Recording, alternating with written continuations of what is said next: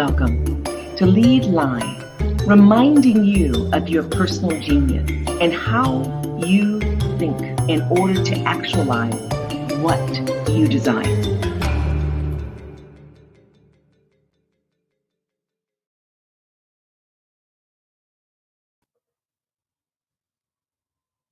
Welcome to Lead Live.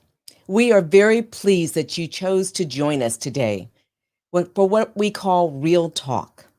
Jean, Milton, Louise, these individuals are going to bring it, as young folks say.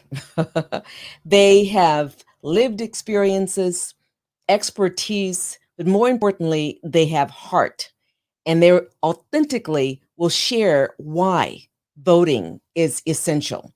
So we want to ask you, do you want to understand how to influence? Do you want to understand why voting is important?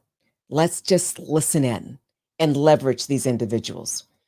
Each one of them has a background that's remarkable.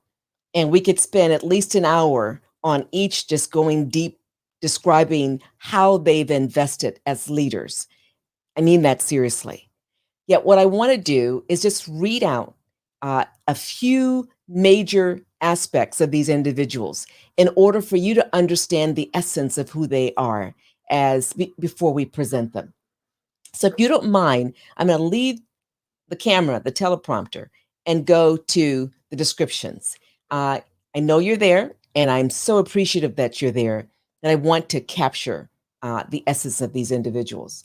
So Jean Benavides, excuse me, I am constantly changing his name. Benavides is a seasoned political strategist and organizer who has extensive experience leading successful political and advocacy campaigns at every level. He's principal of Blue Rock Strategies, a public affairs firm specializing in developing political, public relations, communication, and relationship strategies. He has over 20 years in integrating outreach strategies by developing voter contact plans using ethnic media, developing internet-based strategies, and mobilizing diverse communities. He's worked for a number of local, state, and nationwide, including 8 presidential campaigns, and served as state director of 2 of them. He was appointed to serve by Bill Clinton as writer at the White House. He went on to serve the Clinton-Gore administration in various detailed duties through advanced work and media relations. During the dot-com era, Jean served as director of global alliances and editor-in-chief of Meet World Trade, Inc. There's much more, but I'm going to jump and share that he's had extensive media experience throughout the U.S., but also in Asia, Pacific, and Europe.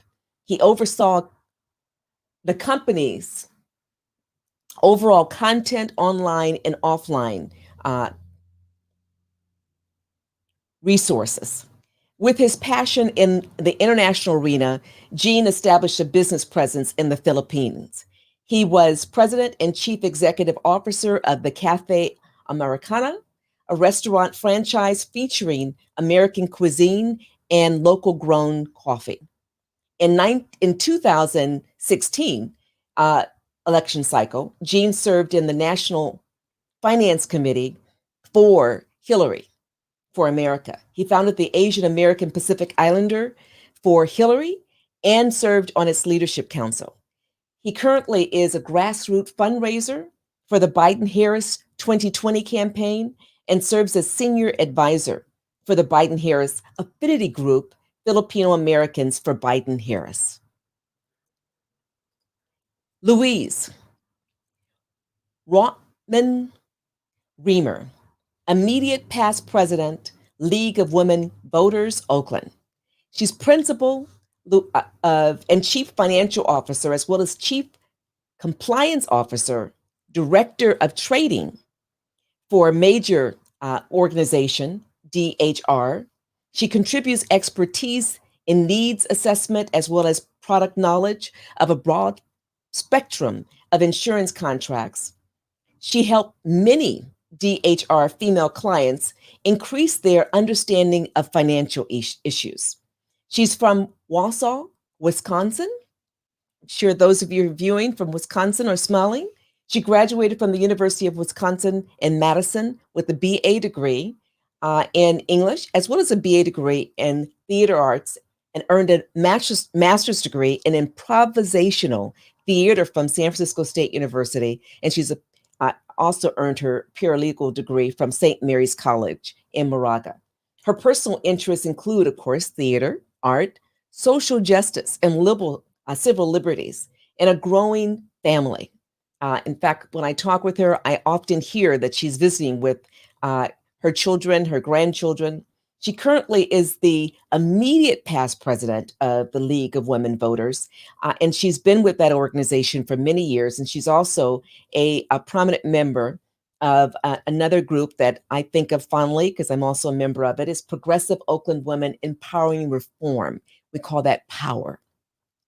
She has served as board of directors for the Rockridge Business Improvement District, Progressive Women for Empowerment and Reform, as I just said, in Oakland, and has served in various capacities in support of the ACLU of Northern California. She cares deeply, deeply, with emphasis added, about equity, diversity, and inclusion, and her work is a demonstration of that. Milton Bowen. Just like Jean and Louise, this gentleman has impressive credentials, and he's very humble. So I'll honor that humbleness, just like Jean and Louise are humble, and just share that he was born and raised in Oakland in 1967. He earned his associate's degree in commercial arts from the United States Armed Forces while enlisted in the Army. He has exhibited in shows throughout the United States, including California African American Museum, the Los Angeles, and also in Los Angeles, Avisca Fine Arts Gallery, Atlanta, Georgia, National Black Fine Arts Show, New York, and the University of California at Berkeley. His work has been reviewed in numerous publications, but just to highlight a few, the Sacramento Bee, the San Francisco Chronicle, and the Los Angeles Times. His work within the educational system is how I met him. He doesn't mention this, but he's an extraordinary historian. And he lectures at over 24 universities and college campuses, serving as an artist in resident in over 6 Northern California school districts alone, and acting as spokesperson for Sacramento Mayor Kevin Johnson's Arts and Education Partnership with the John F. Kennedy Center for Performing Arts, Any Given Child. His artwork is also used as course study on the Harlem Renaissance at Cornell University. He strongly believes that his art can and does educate as well as decorate. And I am honored to have one of his beautiful pieces. I have to take it down from its hanging so I could show it. I don't know if this is prominently shown, if you could see it very well. Bringing together geniuses, not only in human form and what they did, but also in spirit. This gentleman founded the private collection, or his artwork, his creations are found in private collections in the San Francisco 49ers, the Brown-Forman Corporation, Michael Jordan, Tavis Smiley, Charles Barkley, LeBron James. Milton currently lives and works in Sacramento and the Bay Area. And I'm going to ask Jet, who's in the Philippines, one of my key leads, to bring up on the screen and just in order these 5 pieces that Milton sent to us in advance. These are works of art, and you can't get the full scale of them, but I'd like to ask, when he comes on board, I'm going to ask all 3 of them to come on board now, Jean, Louise, and Milton. I want to ask Milton to just tell us the significance of each one of these pieces in very succinct way. And then we're going to come back to the power of this work and what it bodes in terms of influencing society at large. Certainly, it's influenced me. Milton, can you begin sharing that? And then we're going to double back and then introduce each one of you, or have you introduce yourselves formally. Yes, well, these pieces are from my most recent collection, which is entitled Gaming the Vote. And each one of the pieces is a metaphor from a traditional board game that deals with the metaphor of how society tends to play with one's right to vote. So this is the game of life, and it's focusing on the individuals who died during the Selma voting rights campaign. They are commonly referred to as the martyrs of Selma. Powerful. Can you go to the next one, Jet? This one is based on the board game Trouble, which was, I thought, an ideal metaphor in paying tribute to the late Congressman John Lewis, because he often referred to his political career as getting into good trouble. Yeah. Next one, Jet. Risk. This is a specific tribute to Jonathan Daniels, who was one of the Selma martyrs who died. And his connection to this new body of work was a very close friend of his who happens to be one of my biggest collectors, Warren Bonta, who actually funded this collection, was very close friends with Jonathan Daniels. And he was actually called home on an emergency, and he wasn't able to stay during the full campaign. And while in his absence, Jonathan Daniels was actually killed trying to get people registered to vote in Alabama. Powerful. This is Stratego. Stratego basically is probably a game that a lot of people might not even be familiar with, but it was a very popular game, and it's a strategy game. It's actually a war strategy game, but the metaphor is based on how keeping your vote from you is a design strategy. It's not an accident, it's not by chance. It's actually a design strategy. And so I play that scenario out in Stratego. And I talk about how when people vote, you're not actually just focusing on one individual, candidate or party. That vote has far-reaching ramifications. And ironically, in this painting, I talk about how presidents only get 4 years at a time, but Supreme Court nominees from those presidents get lifetime appointments, which I think is relevant in the discussion that we have right now. On point. And this is Monopoly. This talks about how over time, political parties have tried to generate monopolies on who can and who cannot vote, and how this is tied historically to some very important moments that make up the history of understanding just how valuable your vote is. People try to basically, hold a monopoly on who gets this right. Excellent. I think that's a brilliant opening to our session today, our broadcast today. So I'd like to ask, going in a reverse order, starting with you, Milton, and going to Louise and then Jean, can you tell us something that otherwise no one would know about you? It's not online, through social media, but something unique.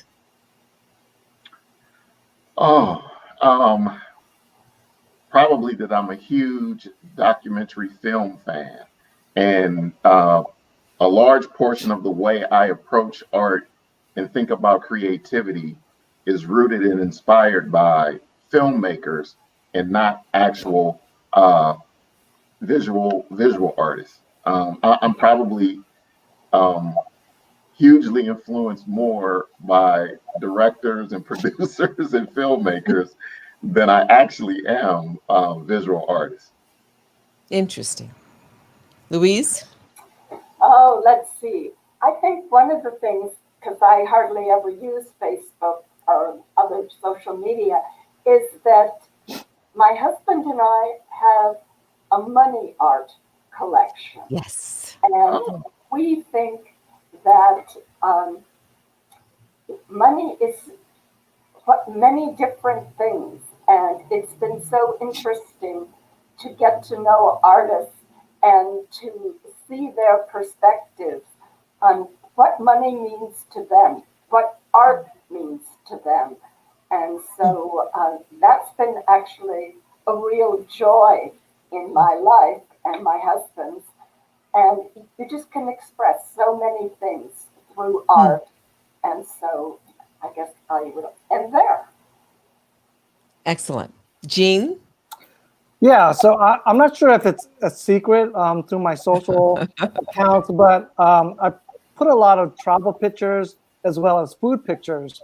And I always believe that to really get to understand one's culture is through eating their food. So travel and eating one's food in different countries in the world is something I enjoy. Sometimes I enjoy trying to replicate and cook it myself. So yeah, that's definitely something I definitely enjoy doing. Excellent. Excellent. Well, thank you for those introductions. I want to start with a question that resonates for a lot of people, that for themselves, and I want to ask it of you. Why does voting matter to you? Any of you can begin. Well, I'll start and say that as a woman, and the fact that this is not 2020, this represents the 100th year Yes. in which women have had the support of the 19th Amendment. And it was fought for. The right to vote is a battle, and it's still going on.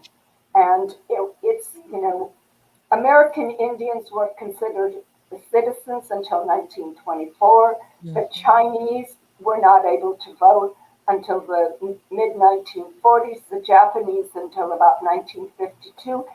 And then, disgracefully, it took until 1965 when most minorities were indeed empowered to vote.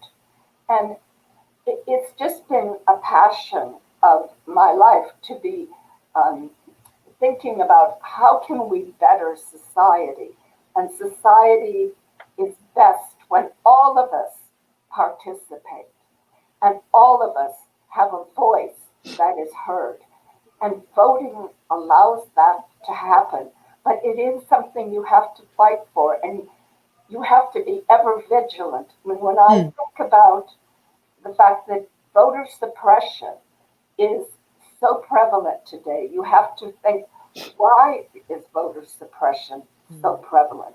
It's because the vote is powerful. And if it wasn't powerful, they wouldn't want to suppress it. So we're going to come back to that. That's powerful. That's my thought. Mm-hmm. Yeah, you just complimented Milton in his presentation of those great manifestations of not only games, but of history. Well, I want to, can I pick up on hers? Please. Because those dates are so important on why voting is important. So for me, as an African American, when I look at voting, I look at it because for African Americans, the discussion that people want to not have is coming into a sense of belonging in America.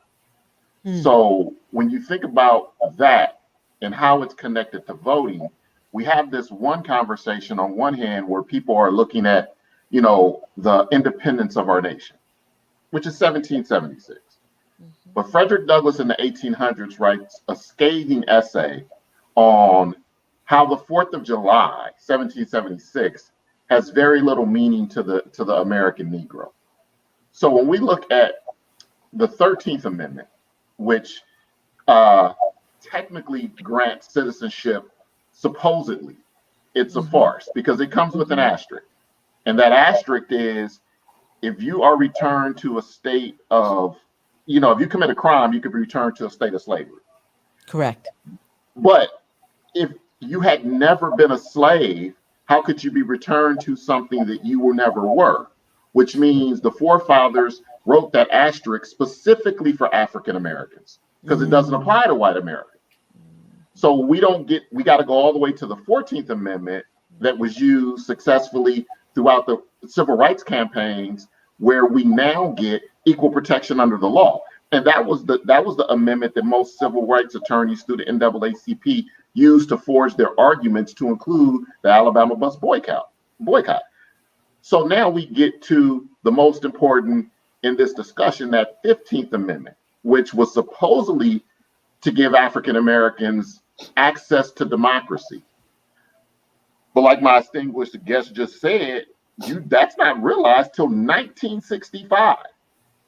And then there was blowback for it.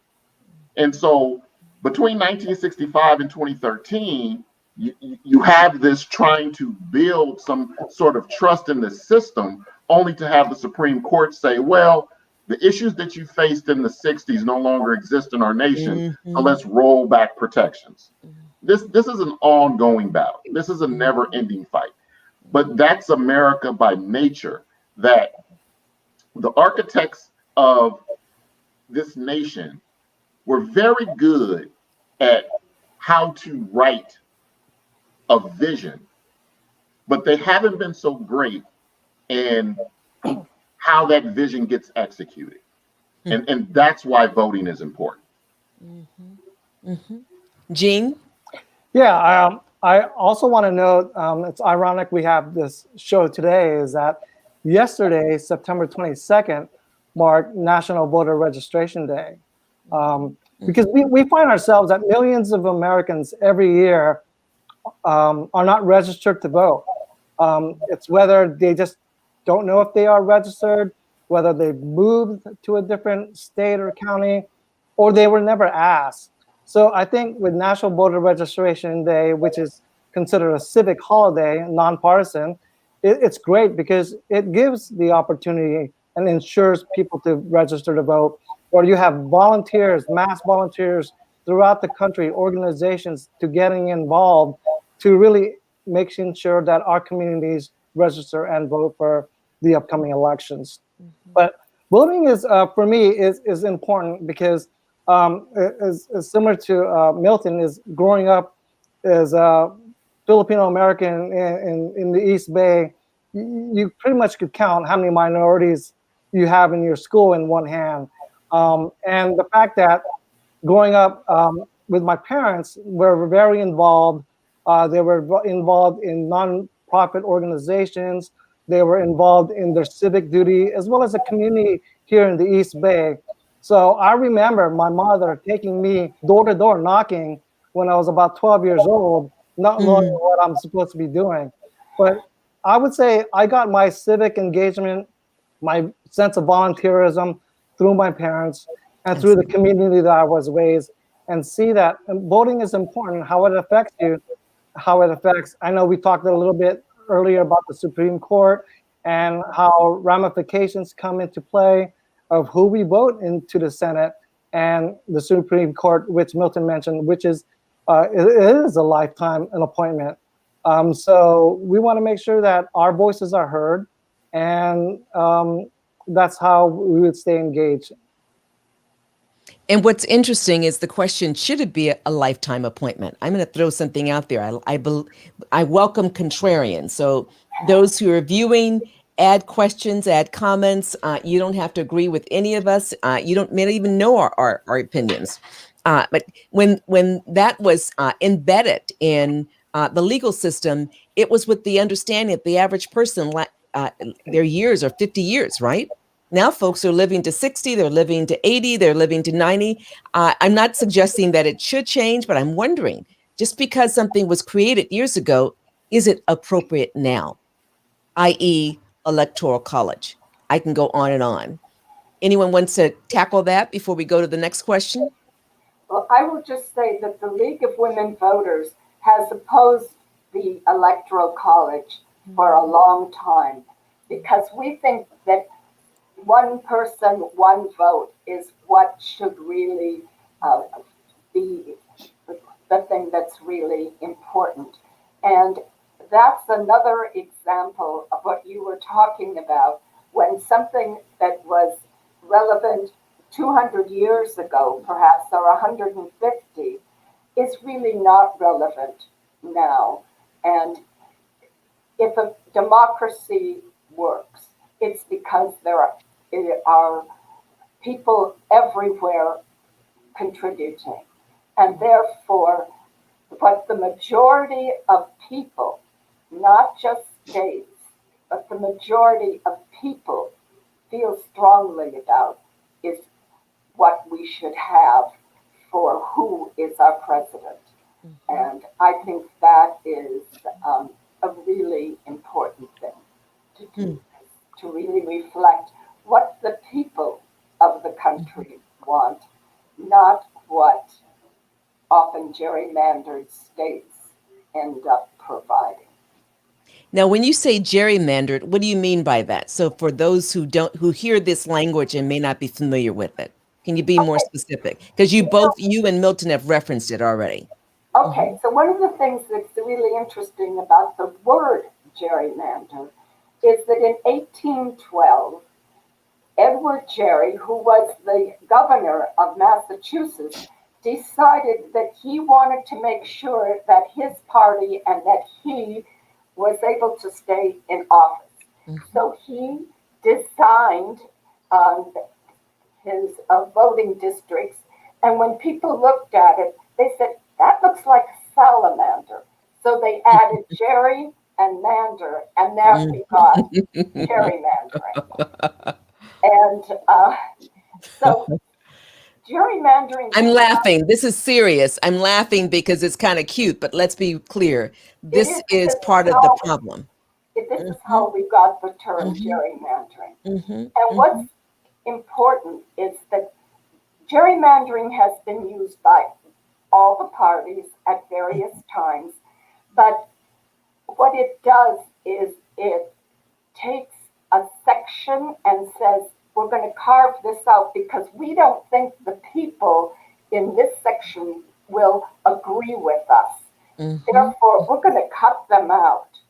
And what we do know is that if you actually divide up districts on really on a fair basis, not just taking whoever is there to vote, because everybody should have a opportunity to vote. You just make it clean and square.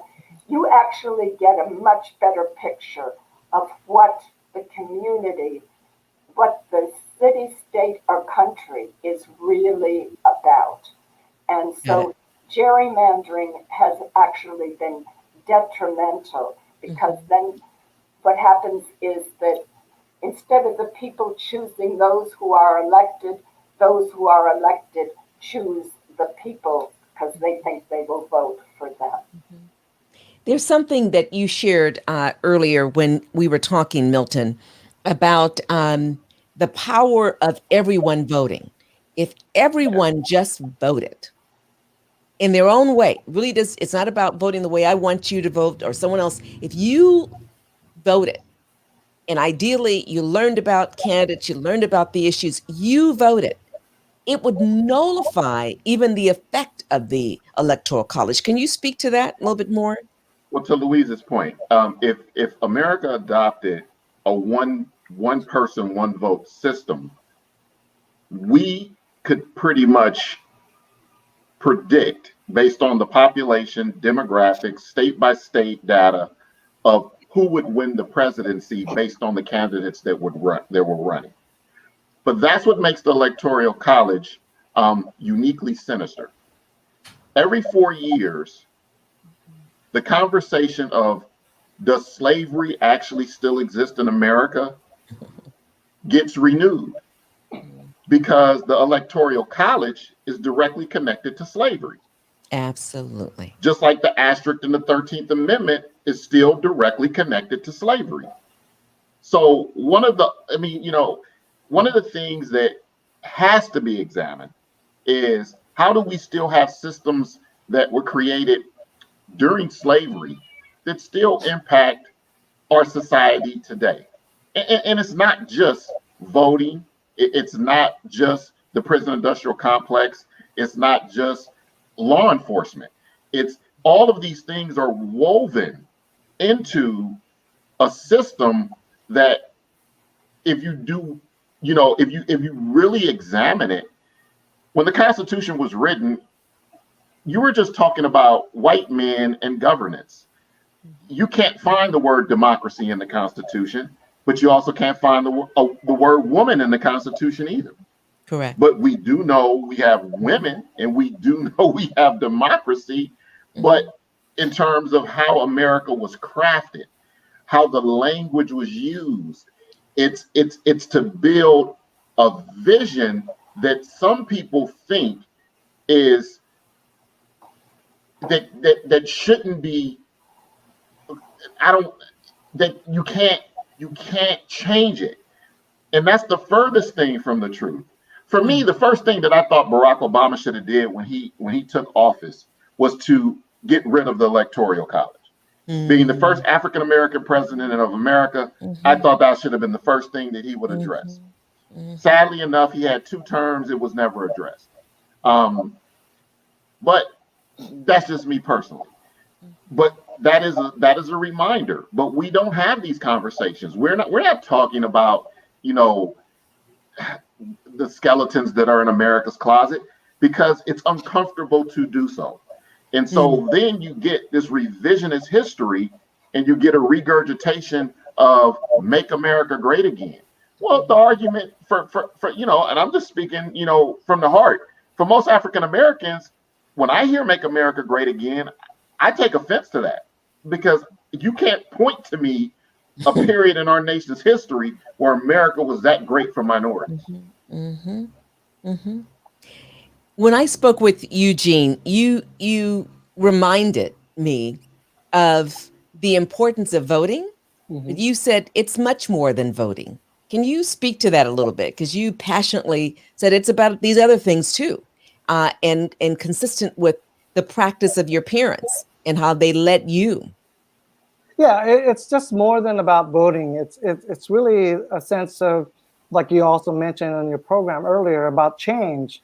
And how do we want to affect change in our lives, in our country? And a lot of it could say we could do change by voting is one huge element, is to affect change. But we see change in millions of Americans every day by volunteering, by getting involved. We see change in young kids who can't even vote yet. You hear stories of them selling lemonade just to help local firefighters, selling, gathering. One, I think he was about 14, out in the East Coast.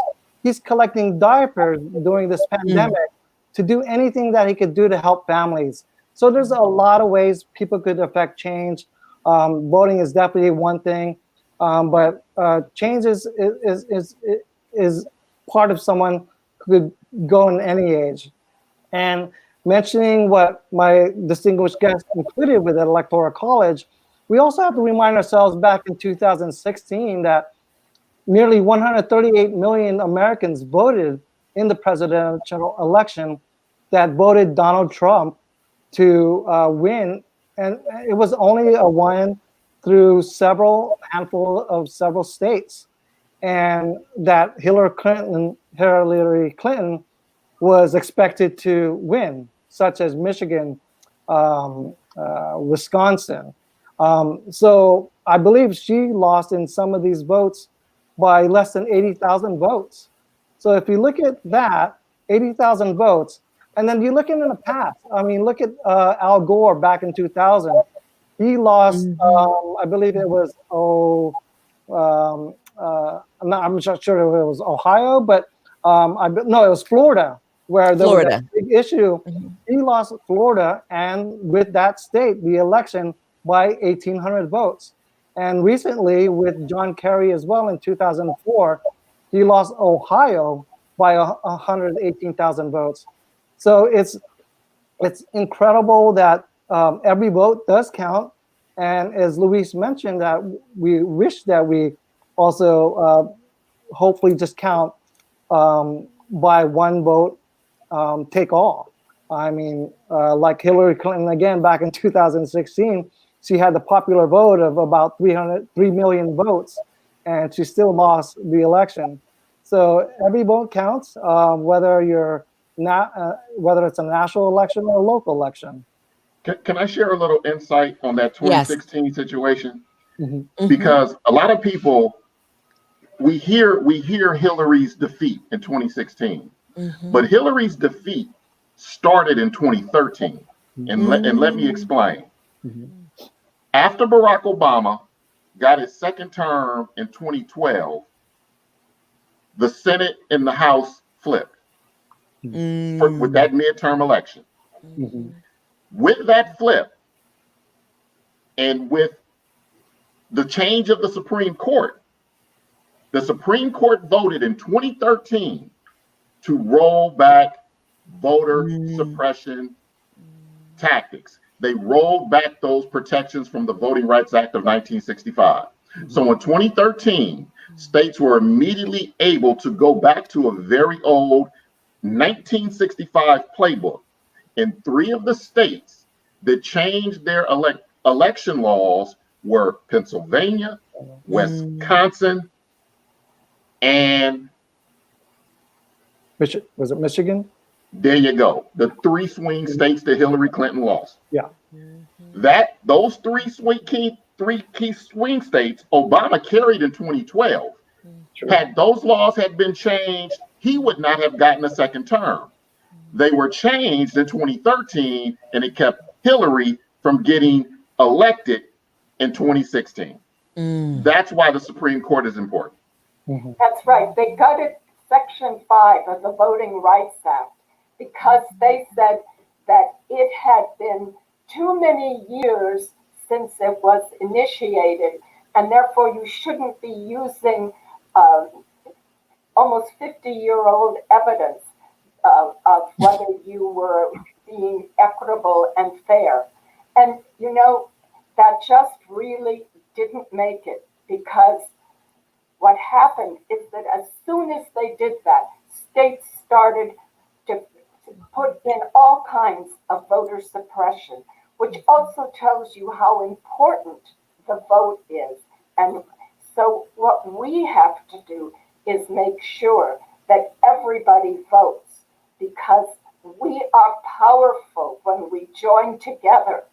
In Oakland, the league is going out, particularly in council districts 5, 6, and 7, because we know that voter turnout in those districts is significantly lower than in 1, 2, 3, and 4. And so it's so important to reach out to people and to say, your vote matters, and we want to hear what you say and what you think. And so it's just something that we have all got to really work together to make sure that everyone's vote is heard.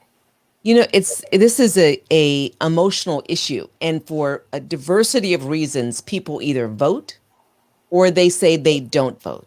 And as I was sharing with Milton recently, I said, it really doesn't matter whether a person vote or does not vote. They're voting. They're voting. By not voting, you're still voting. You're still present. You're still making a difference. And that difference might not be to your advantage. And so the question is how to make voting to your advantage. And I want to ask you, it's not a question that I thought about in advance, but to whether that person is a young person, just turned 19, just turned 18, just a person who is 80 years old, never voted. Why would they even need to consider this message of voting? So they hear your perspective. They could hear mine, but we're not here to hear me. We're here to hear you. Why? I mean, what would you say to them beyond what you've already conveyed to really hit home their own power, even remotely, as one individual? Well, for one thing, if we didn't have the vote, if you're a woman, you wouldn't be able to vote.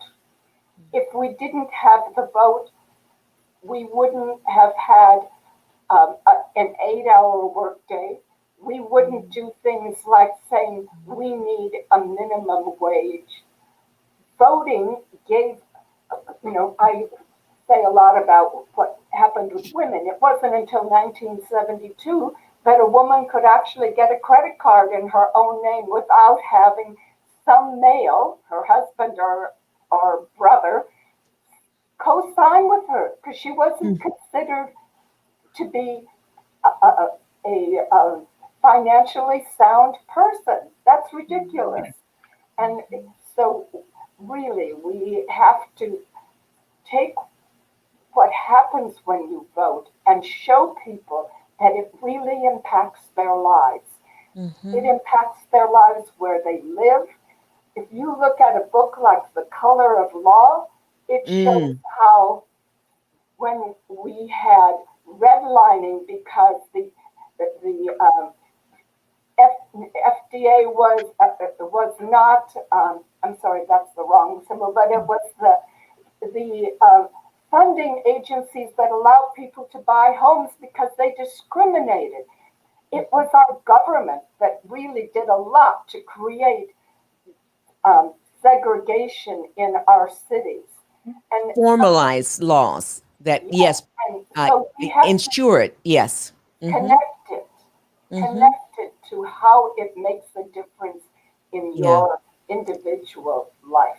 I turned around because I had the book, The Color of Law. And if folks have not read it, I strongly recommend you read it. That, along with many other well-researched text, brings home the reality that so much of what we experience, whether it's in an urban setting or it's in a rural setting or it's in the country or it's in suburbia, throughout this country has been contrived, thought seriously about, created. And so people say, oh, that notion of systemic racism is just, hyperbole, just a bunch of darkies having a problem. Yes, I did say darkies. Or that, that notion that women didn't have the right to vote. They could have always voted. Who cares about history and the facts? We care about history and the facts. And that's why I would say voting is so critical too. We take in as much real factual information that informs our decision as to who to vote for, what policies to put in place through the vote, the voting option. That is so powerful. I can't emphasize it enough. So I'm shaking a little bit. So Milt or Jean? Yeah, can I weigh in for a second? Because yes, please. I want to pick up on the red line. See, America is working as designed. And I know that's hard for some people to stomach or swallow. But when you take, the abolishment of slavery and then look at how America worked so hard to maintain a status of quote unquote free labor through peonage and the prison industrial complex that we have today, it's written into the fabric of this nation. And people really don't want to have that conversation.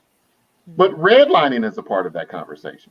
Ghettos in America are not by accident. African Americans just didn't choose to live amongst other African Americans. It was because America set a framework that this is only where you can live. And then if I don't afford you any opportunity to elevate yourself, and we hear the arguments all of the time, well, pull yourself up by your bootstraps. My parents were immigrants. They came from Europe and they did it. And it's like, well, my parents were stolen from, my great-grandparents were stolen from Africa and they came without boots at all. So, these metaphors do not align when we start having these discussions.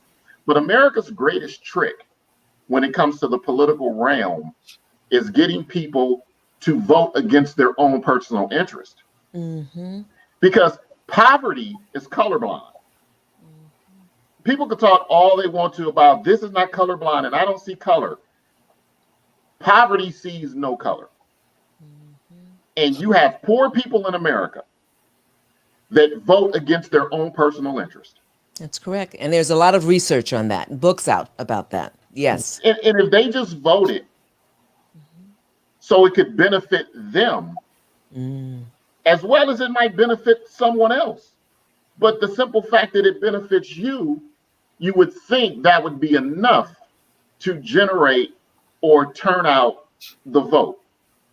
But you have African Americans that, and I'm not a spokesperson for the entire Black community, but which is very diverse.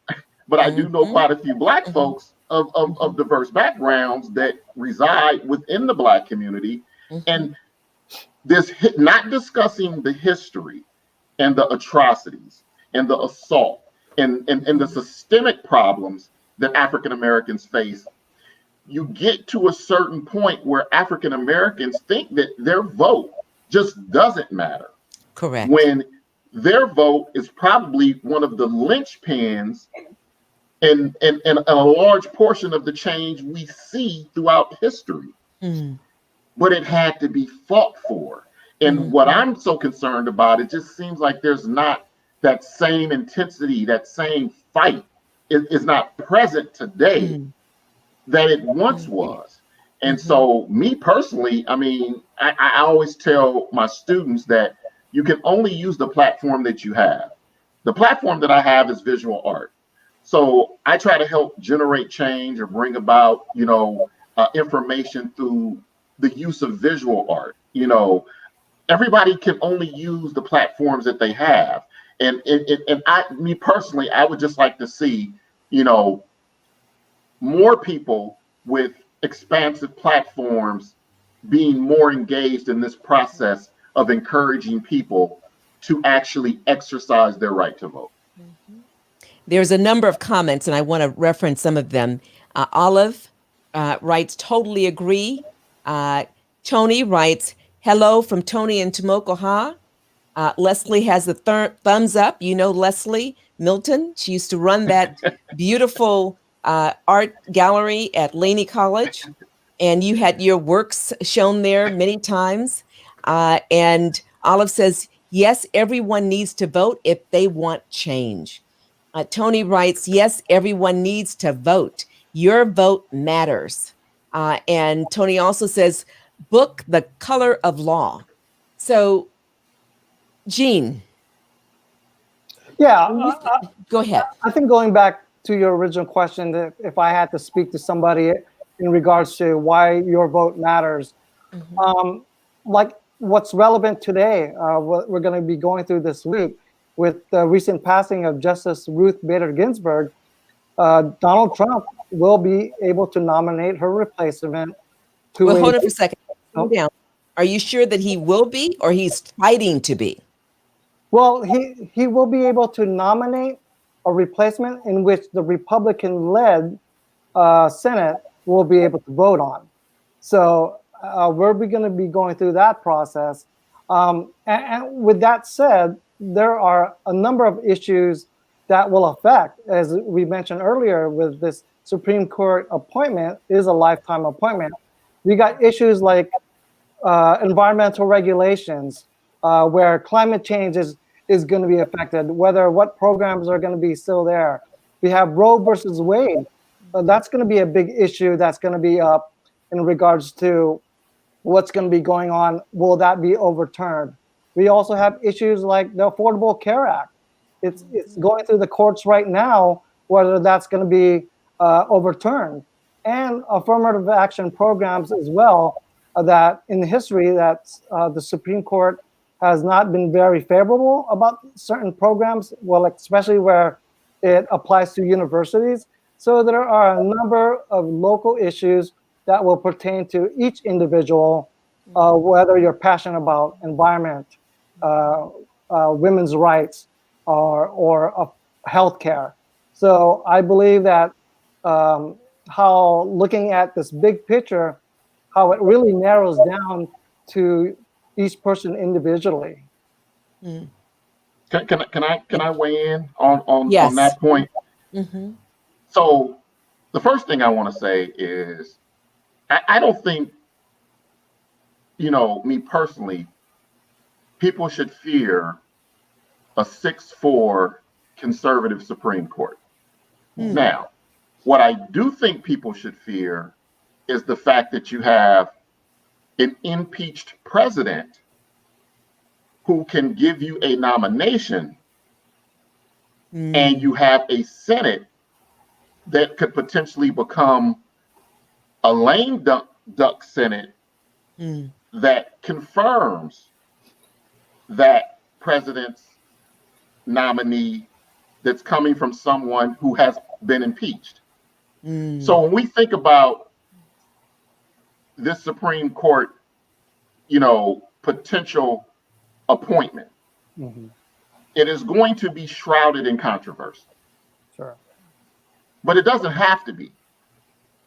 But it should be a huge, eye-opening wake-up call for every individual citizen that sits on the sideline and believes their vote doesn't matter. Because this is why your vote matters.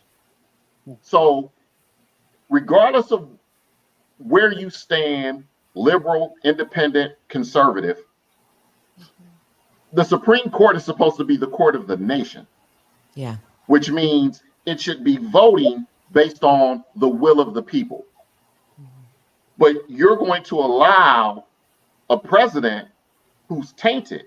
See, this is the first time in our nation's history where we have a president who has been impeached, but he wasn't removed from office, but he was eligible to run for re-election. See, Clinton wasn't eligible to run for re-election. Nixon left office before they could put him out of office. So you're in uncharted waters. So everything that Trump is doing is creating a new social norm. But how we respond to a new normal is going to be what defines America from this point moving forward. Now, I've heard all of the arguments over the Republicans are not keeping their word. They should do what they said that they were going to do back in, 2016 when they didn't allow Justice Garland to be, confirmed. The Republicans made an argument that the difference in that argument opposed to what's going on today is the fact that you were dealing with a majority Senate that was of a different party than the sitting president. Their argument is that they have the votes. They are the party in power in the Senate, and they have the highest office who can make the nominee. So the stars are in alignment. So we can say they reversed course. It won't matter. It's going to happen. They can push this through. But does that mean that they are servicing the will of the people? That is going to be the blowback post-election. Now, we don't know. Trump may win re-election. This all becomes a moot point. Because if they wait and Trump wins re-election, Trump will get that appointment anyway. Now, the difference could be that we don't flip the Senate. Democrats don't flip the Senate. And so what is going to possibly happen would have eventually happened anyway. So people shouldn't be fearful of this moment, but should be conscious of how do you respond to this moment. You want to add anything to that, Louise, as we wrap this up? We had other questions, but time is such that we've gone over and you've been gracious to stay on, but do you want to add to that? I completely agree with Milton. I mean, this is the time when we, the people, need to stand up and say, this is what we stand for. We do not stand for white supremacy. We do not stand for saying no to immigrants. What we want to stand for is equity. We want to stand for full citizenship for all of our citizens. This is our moment, and we need to seize it, because if we don't, we are going to have a really serious battle that we don't want to lose.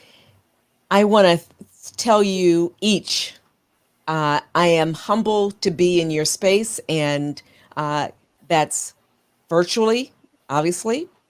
Jean, Louise, Milton, you're brilliant in your own special, unique way. You complement each other. You're the part of the antidote that we need. And I'm so pleased that you're in different spaces, making a profound difference in this life. And I know there are millions of others who join us in understanding the importance of voting. And I just say to those who are on the edge and thinking, I don't know, that doesn't feel right to me, or I'm too busy. Even if you're busy, even if you don't know it's right, vote. Even if you engage in the activity, what is it going to take? You get an absentee ballot, you spend time learning, maybe a couple of hours, major issues, and then you fill out that document and send it in. Do that. Emphasis on doing it. Be able to look in the mirror and say, I contributed in a way that served me, that served my family, that served the greater community, even if you're not thinking about the overall society. When you make a difference that actually adds value to your life, we all benefit, independent of our ethnicity, our genders, our age, our predispositions. We benefit from each one of us engaging in responsible ways. So thank you for being part of the solution. And again, remember, even if you don't vote, you're voting. Just remember that. So I want to share that Lynn Marie says, don't be afraid to vote. Read up, educate yourself, and be heard. We all count. Now that's a young person who's definitely a fully formed adult who takes responsibility. I happen to know her because she's my goddaughter. I can smile. And more importantly, she's leading a center, a food bank here in Oakland, working with a wonderful team of individuals.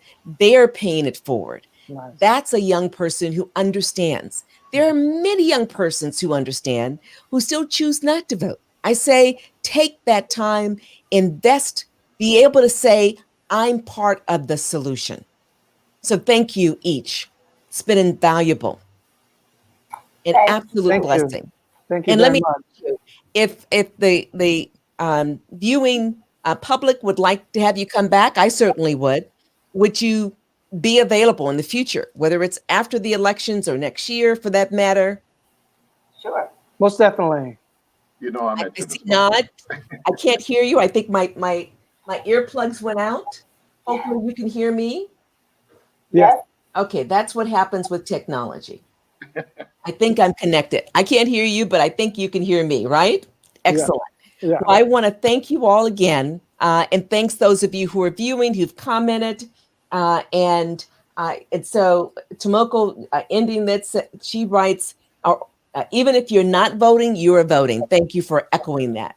So